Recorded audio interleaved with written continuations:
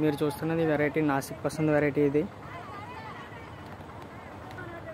కాయలు అయితే ఇలా ఉంటాయి ఫ్రెండ్స్, ఇంకా పెద్ద సైజు వస్తాయి.